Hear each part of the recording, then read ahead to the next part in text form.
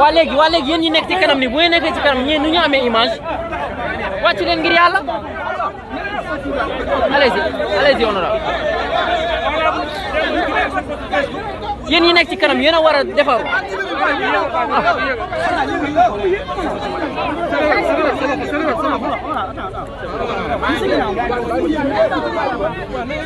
Très rapidement.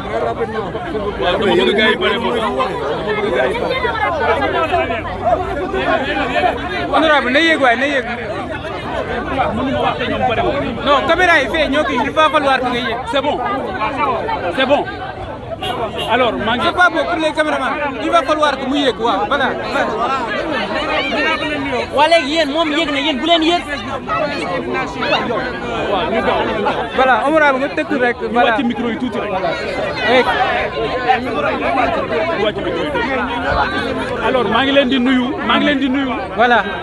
di leen féliciter ci mobilisation maa ngi leen di nuyu. Voilà ñu ngi leen de la presse.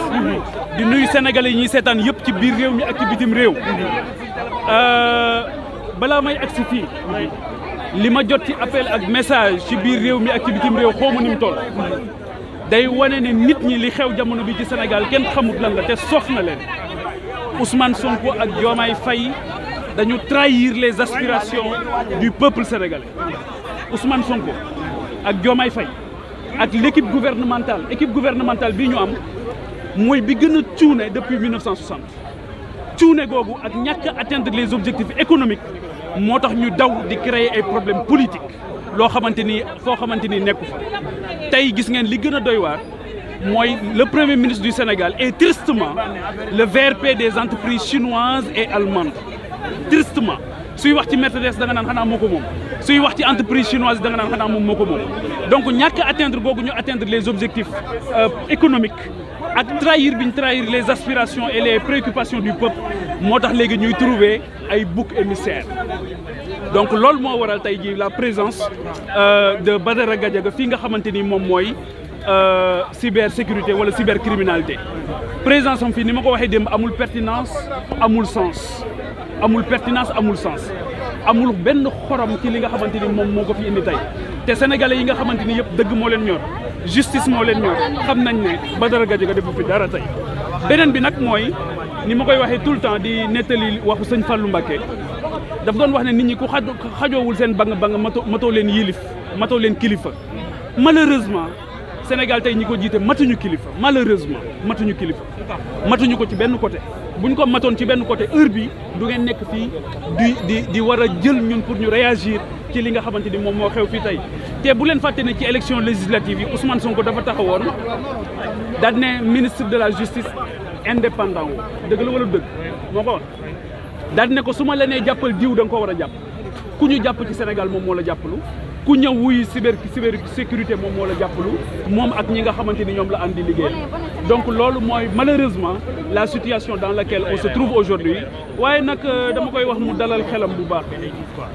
ni ñu doon noggatoo Bougane Gueye Dany fële ca Bakel yóbbu ko Tamba ne dañ koy nëbb jant bi ñu dem taxaw yëkkati suñu kaddu ba ñu bàyyi ko xam ne ci ay tappale lañ ne tappale yooyu moo téye Abdou Nguer ci kaso bi sa xarit Abdou Nguer xaw ma ndax seeti nga ko déet deful dara ci kaso bi ay tappale rek moo tax ñu téye ko ci kaso bi ay tappale moo tax Bachir Fofana nekk ci kaso bi ay tappale moo tax Moustapha Diakhaté nekk ci kaso bi ay tappale moo tax Assane Diouf nekk ci kaso bi ñi war a dem ci kaso bi dëgg demuñu ci kaso bi malheureusement les gens qui ont profité d'une loi d'amnistie pour tey ji nekk fii di tabambalu loi boo xamante ni bu guddee ñu ne bëgg nañ ko bu bëccëgee ñu ne bëgguñu ko ñooñu ñoo nekk di trembler di taxawaalu gauche à droite donc ñi war a dem ci kaso bi demuñu ci kaso bi ñi war a wuy ji wuñ waaye ils vont prendre d'honnêtes citoyens. mais ñiy raser les murs kay gis ngeen leen yow pour nga am leen ci sa plateau lu ne ngay daj fi mu ne du ngeen leen invité ba sonn te duñ ñëw et continue invité leen ministres yi gis naa ngeen invité ñëpp ana ministres yi ana DG yi ana ñu bu dee président sax mooy def interview bi du am relance benn question ngay def boo bëggee relance ñu ne la attention bul dugg foofu loolu ngeen foog ne démocratie la ils ne sont pas démocrates c'est des totalitaristes te wane woon nañ ko depuis ñu nekk dans l'opposition ñun ñi ñëpp nga xamante ni depuis 2022 am nañu une position contraire à leur desiderata gis ngeen song bi ñu la song kan moo fi génne 72 heures ñan ñoo fi génne 72 heures mais lii du ngeen leen ko wax 72 heures mooy lépp lu ma la xamal ci lu bon dinaa ko wuññi su ma ko xamul ma sos ko du ngeen leen ko wax. On a inauguré une nouvelle ère avec des gens très mal appris, très pas civilisés du tout. Et malheureusement, j'interpelle les forces de défense et de sécurité, j'interpelle les magistrats. maa ngi leen di wax ne leen gis ngeen ko keroog bi mu demee Cambérène xale bi ñu fa boobu dafa ñëw jeter en pâture les forces de défense et de sécurité comme ni ñu jeté woon en pâture les forces de défense et de sécurité bi mu nekkee dans l'opposition.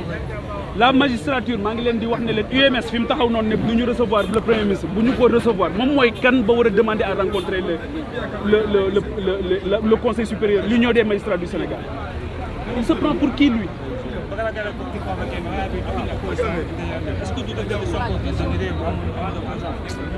Non loolu moom xam nga Macky Sall da ne woon je vais réduire l'opposition à sa plus simple expression. Ousmane Sonko fait pire.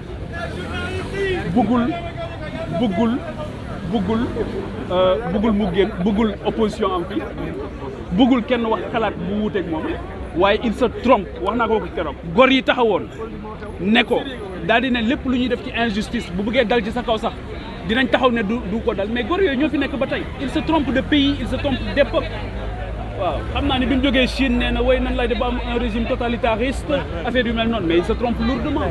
mais alors bu ñu waxee ne amul benn convoqué nañ ko aussi est-ce que ñu njort ni équilibre am na.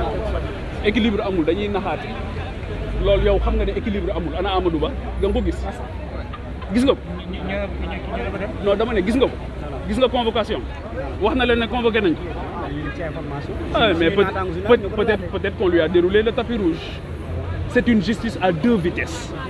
loolu moo tax bi ñu tëjee gone mi ci kaso bi dafa déplacé wu ñëw jour ouvrable le premier ministre les fonctionnaires les hommes d'affaires aujourd'hui font le pied de grue devant dans la primature mënuñu koo gis waaye moom bi ñu tëjee ñaar ñuy tooñkat yu nekk ci moom dafa dem seeti leen bëccëg mettre la pression ci la justice mettre la pression sur le procureur de la République Ousmane Diagne dama ko yërëm Ibrahima Ndoye dama leen yërëm ne succombez pas résistez à Ousmane Sonko et à ses actes.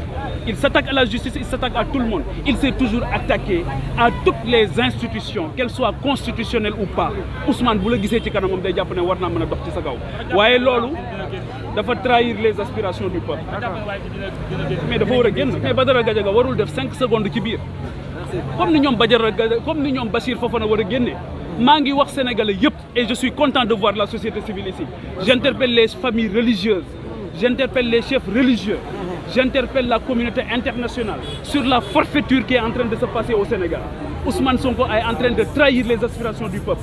Aujourd'hui, les agriculteurs, les cultivateurs, les éleveurs, les jeunes, tout le monde trinque. ñoom rek ñooy dund ñoom rek ñoo jël réew mi séddoo ko ci seen biir amul justice amul dara gis ñaata dossier ngeen fi gis ñu nekk ay dossiers à scandale. Pour la première fois dans l'histoire du Sénégal ñu gis benn nit boo xamante ni benn DG boo xam dañ ne dafa impliqué wu dans un dossier judiciaire premier ministre ñëw yëkkati ko taxawal ko ne ko defoo dara. Merci honorable. moom mooy kan ba wax ku def ku deful. il se prend pour qui ils se prennent pour qui parce que Sonko mooy Diomaye bu ñu kenn na qui se ressemble se semble. Merci beaucoup bonnet blanc.